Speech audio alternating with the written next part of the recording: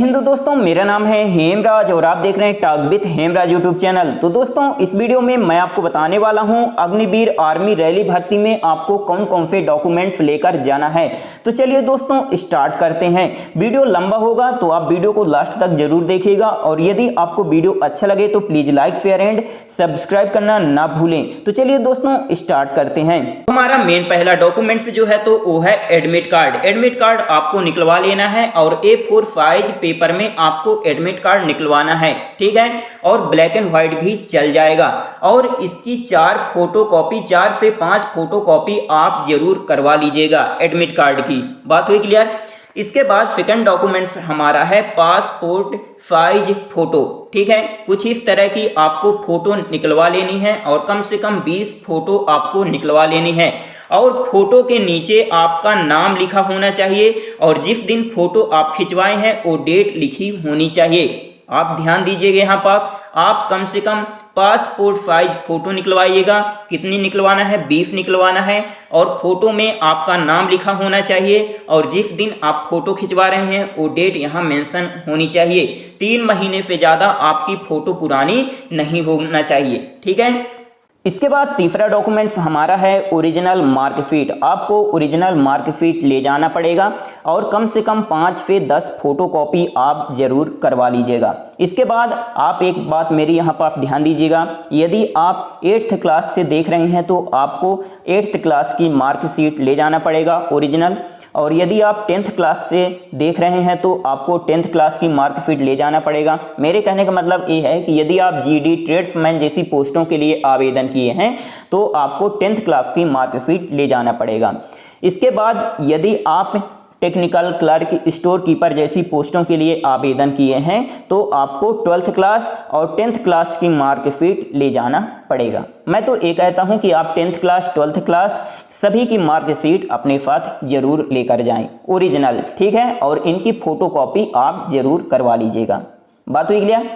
इसके बाद हमारा चौथा डॉक्यूमेंट्स है मूल निवास प्रमाण पत्र यानी डोमिसाइल सर्टिफिकेट। तो आपको डोमिसाइल सर्टिफिकेट जो है तो ओरिजिनल लेकर जाना है और कम से कम 5 फोटोकॉपी आप जरूर करवा लीजिएगा, ठीक है। आप यहाँ पास ध्यान दीजिएगा, यदि 2022 का बन जाए तो जल्दी से जल्दी आप बनवा लीजिए, ठीक है, क्योंकि पुराने में रिस्क है। चल तो जाएंगे 2016, 17, 18, 19, 20 सभी का चल जाएगा, लेकिन रिस्क है, फिर आप वहाँ किंतु परंतु करते रह जाएंगे, इसलिए आपको रिस्क नहीं लेना है। यदि 2022 का बन जाए तो जितना जल्दी हो सके आप बनवा लीजिए, ठीक है, रिस्क आपको नहीं लेना है। तो आपको ओरिजिनल लेकर जाना है और इसकी कम से कम 5 फोटोकॉपी आप जरूर करवा लीजिएगा, ठीक है। एक बात जरूर आप ध्यान में रखिएगा, आपको पुराना और नया दोनों सर्टिफिकेट लेकर जाना है, ठीक है। जो आप बनवाए हैं अभी उसको भी लेकर जाना है और पुराने वाले को भी साथ में लेकर जरूर जाना है। बात हुई क्लियर। फिर इसके बाद जाति प्रमाण पत्र यानी कास्ट सर्टिफिकेट आपको ले जाना होगा, ठीक है। ओरिजिनल ले जाना है और कम से कम 5 से 6 फोटोकॉपी आपको इसकी भी करवा लेनी है और कोशिश करिएगा 2022 का ही नया हो, ठीक है। 6 महीने के अंदर अंदर का होना चाहिए, ठीक है। चल तो जाएगा, 1 साल पुराना चल जाएगा, लेकिन रिस्क बहुत है, ठीक है। तो जितना जल्दी हो सके आप नया बनवा लीजिए, ठीक है। और मेरी एक बात यहाँ पास आप ध्यान दीजिएगा, आपको पुराना वाला भी जाति प्रमाण पत्र ले जाना है और जो अभी आप नया बनवाए हैं उसको भी आपको लेकर जाना है, ठीक है। यदि मांगते हैं पुराना वाला तो पुराना वाला भी आपको दिखाना है, ठीक है। इसके बाद छठवां हमारा डॉक्यूमेंट्स है चरित्र प्रमाण पत्र यानी कैरेक्टर सर्टिफिकेट। स्कूल का या कॉलेज का दोनों का चल जाएगा, यदि आपके पास है तो आप इसे जरूर ले जाएं और इसकी भी फोटोकॉपी करवा लीजिएगा। कम से कम 5 फोटोकॉपी आप जरूर करवा लीजिएगा, ठीक है। और यहाँ पास बहुत सारे स्टूडेंट पूछ रहे थे कि हमारा सर इस स्कूल का जो कैरेक्टर सर्टिफिकेट है वो 2017 का है तो चल जाएगा, ठीक है। 18 का है चल जाएगा, ठीक है, या कॉलेज का है तो चल जाएगा। इसके बाद अगला है हमारा चरित्र प्रमाण पत्र जो सरपंच या पार्षद के द्वारा बनाया जाता है, ठीक है।